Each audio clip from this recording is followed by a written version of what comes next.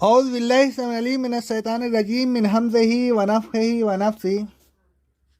سورہ بقرہ کی آیت نمبر 17 اور 18 میں اللہ رب العالمین فرماتا ہے، منافقین کی مثال ایسی ہے جیسے کسی شخص نے آگ جلائی، جب آگ نے اس شخص کے چاروں طرف روشنی کر دی تو اللہ نے منافقین کی روشنی سلب کر لی اور ان کو تاریکیوں میں چھوڑ دیا، اب انہیں کچھ نظر نہیں آتا۔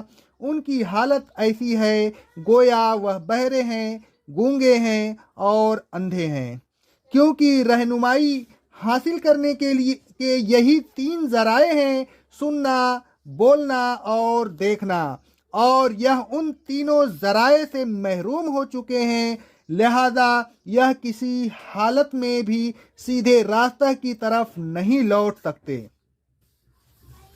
ان آیات میں اللہ تعالیٰ نے منافقین کے طرز عمل کو ایک تمثیل کے ذریعہ سمجھایا ہے۔ تمثیل یہ ہے کہ ایک شخص نے آگ جلائی، جب چاروں طرف روشنی ہو گئے اور راستہ نظر آنے لگا تو بعض لوگوں کی بینائی جاتی رہی اور وہ اس روشنی سے فائدہ اٹھانے کے قابل نہیں رہے۔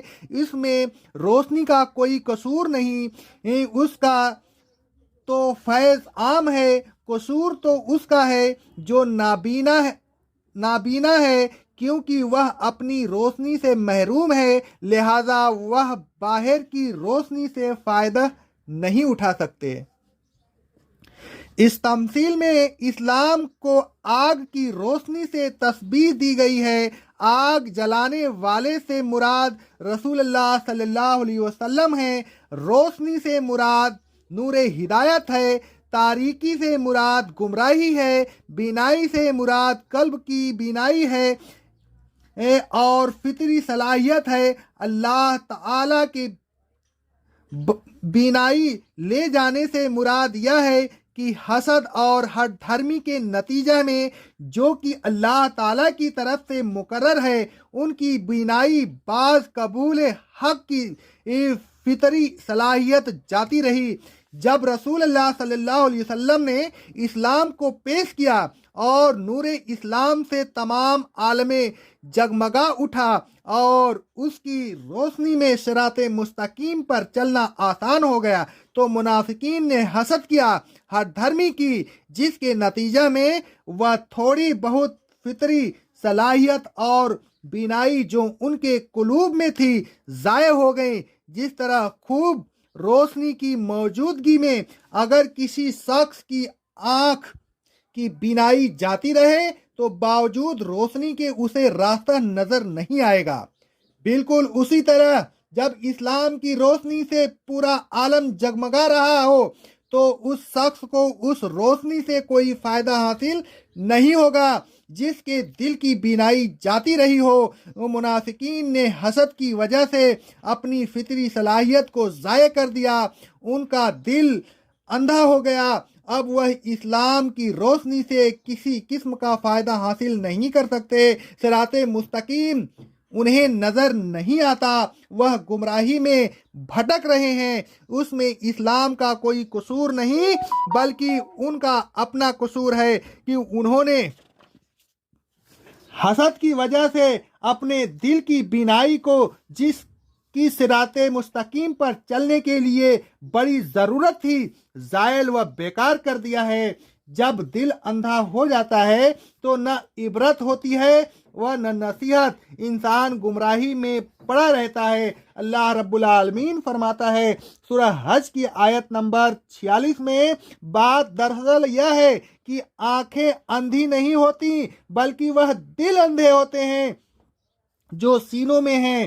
آیت بالا سے معلوم ہوا کہ صراط مستقیم پر چلنے کے لیے دل کی بینائی بہت ضروری ہے۔ اگر دل نابینا ہو جائے تو انسان روحانی طور پر سمجھ بوجھ سے محروم ہو جاتا ہے، فہم و اوراق اور صحیح و غلط میں تمیز کرنے و فطری صلاحیت جاتی رہتی ہے، اب اسے عبرت و نصیحت ہو تو کیسے۔ اللہ رب العالمین کا ارشاد ہے سورہ اعراف کی آیت نمبر 179 میں ہم نے بہت سے جن اور انسان دوزخ کے لیے پیدا کیے ہیں، ان کے دل ہیں جس سے وہ سمجھتے نہیں، ان کی آنکھیں ہیں جس سے وہ دیکھتے نہیں، ان کے کان ہیں جس سے وہ سنتے نہیں۔ مندرجہ بالا آیات سے معلوم ہوا کہ روحانی طور پر ان کے قلوب مردہ ہیں،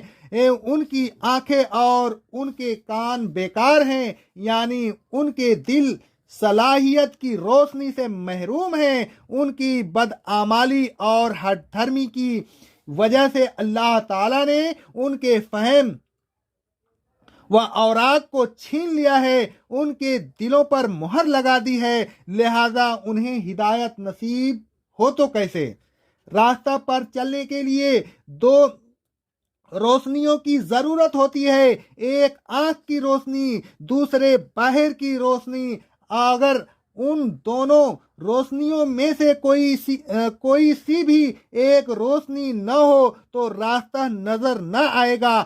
بالکل اسی طرح ہدایت کے لیے بھی دو روشنیوں کی ضرورت ہے، ایک دل کی روشنی اور دوسری روحانی صلاحیت، دوسرے اسلام کی روشنی۔ اگر ان دونوں میں سے کوئی ایک روشنی معدم ہو جائے تو ہدایت نہیں مل سکتی، کیونکہ منافقین نے ضد، حسد اور ہٹ دھرمی کی وجہ سے اپنے دل کی بینائی اور تمام روحانی قوتیں ضائع کر دیے، لہذا اسلام کی روشنی کے باوجود ان کا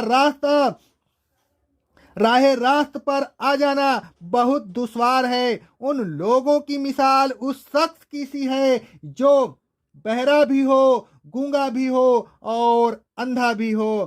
بھلا ایسے آدمی کو راستہ کیسے ملے گا؟ وہ بہرا ہے، لہذا راستہ بتانے والے کی آواز سن نہیں سکتا، گونگا ہے، لہذا راستہ دریافت نہیں کر سکتا، اور اندھا ہے، لہذا راستہ دیکھ بھی نہیں سکتا۔ نہ کسی کے اشارہ کو دیکھ کر راستہ کو پا سکتا ہے۔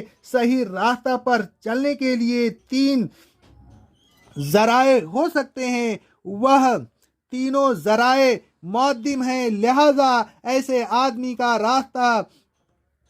راہ راست پر آ جانا بہت مشکل ہے۔ بالکل یہی حال منافقین کا ہے، ان کے پاس نہ وہ کان ہیں جس سے نصیحت سن سکیں، نہ وہ زبان ہے جس سے نصیحت کی بات پوچھ سکیں، اور نہ وہ آنکھیں ہیں جس سے راہ راست دیکھ سکیں یا کسی کے اشارہ کو دیکھ کر سیدھے راستہ پر آ سکیں۔ یہ روحانی طور پر بالکل بہرے، گونگے اور اندھے ہیں، ان کی تمام روحانی قوتیں اور صلاحیتیں زائل ہو چکی ہیں، لہذا ان کا غلط راستہ کو چھوڑ کر اسلام کے درخندق راستہ کی طرف لوٹ آنا بڑا مشکل ہے۔ اقول قولی ھذا استغفر اللہ استغفر اللہ استغفر اللہ۔ اللہ رب العالمین ہمیں اور سب کو صحیح راستے پہ چلنے کی توفیق عطا فرمائے، اور اللہ کے نبی صلی اللہ علیہ وسلم پہ سنت پہ چلنے کی، اور اللہ نے جو قرآن میں فرمایا ہے اس پہ چلنے کی توفیق عطا فرمائے۔ اقول قولی ھذا استغفر اللہ استغفر اللہ استغفر اللہ۔